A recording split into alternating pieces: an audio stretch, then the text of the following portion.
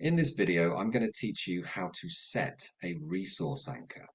So what is a resource anchor? It is basically a conditioned response. We're going to train the body to respond emotionally in a very specific way when we fire the trigger. So what will the trigger be? Well, you could choose to squeeze a wrist. You might pinch fingers together. You could clasp hands. You could push a knuckle. You can do just about anything that is going to be maybe covert, so no one else is going to know what you're doing and when you're doing it. People often choose to use something that they do with their hands anyway, because the thing with an anchor is you've got to use it or you'll lose it. In a sense that we are creating a new neural pathway in the brain. And the more that you fire and wire that together, the stronger the connection will be and the longer it will last.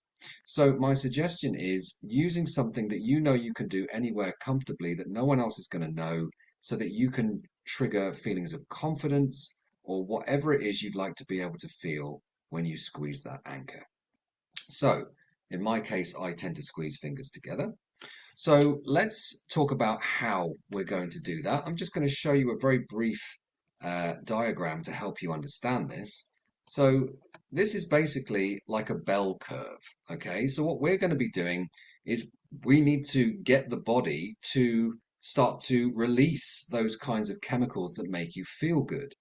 And the good news for us is because the brain and body can't tell the difference between imagination and reality, we can basically trick the body into thinking an experience is happening so that it starts to respond emotionally in a positive way, at which point you are going to then fire your trigger to anchor that state, to save that state. So eventually, after we've done that several times, you'll be able to not have to think about whatever that experience was. You'll just fire the anchor, squeeze the trigger, and the body will release those chemicals and respond as if that emotion is happening again, that emotional moment.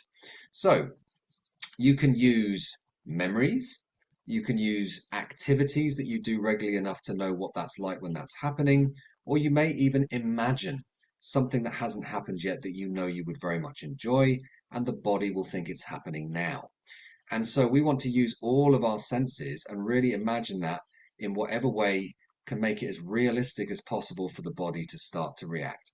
So this is the bell curve idea. When do you start to squeeze and how long do you hold it for? So the idea being then you will have your anchor ready to squeeze, you will close your eyes, and you will basically start to imagine and fully associate, in other words, step into that experience as if you're in it, in the first person, experiencing it with your five senses. And you are going to then start to notice that your body will respond and it will start to feel good. So as those emotions start to rise, you're going to start to squeeze between here and here. So you're going to squeeze and hold for about 5 seconds or so till you can really feel that rising strongly, but you want to release before it gets to the peak. Otherwise, you'll lose the emotional state that you're trying to anchor. So that's basically how it works. I will guide you through one round and then you can repeat as many times as you need to so that you can actually test it and feel the difference. So have your particular trigger ready to go, whether that's ready to pinch fingers or you're going to squeeze a wrist. I want you to close your eyes. I want you to think of that memory or that activity or that imagined circumstance that you know would be amazing. And I want you to step into it fully. I want you to imagine that you're there. I want you to see it.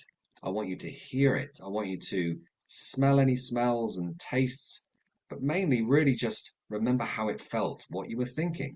And as soon as your body starts to react and starts to feel good about that now, you'll notice that you can begin to squeeze and enhance that. I want you to go into the emotion. You might give it a color.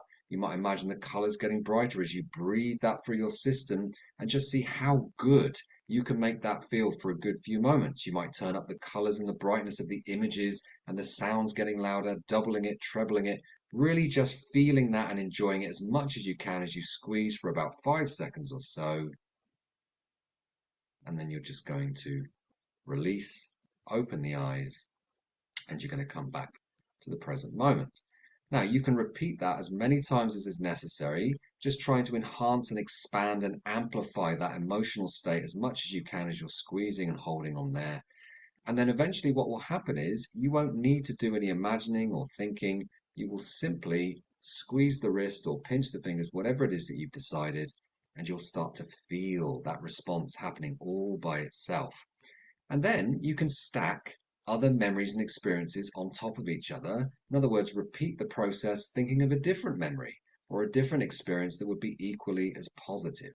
Now, the only rule there is that we don't want to choose emotions that would clash. So you wouldn't have energized and peaceful because that would clash.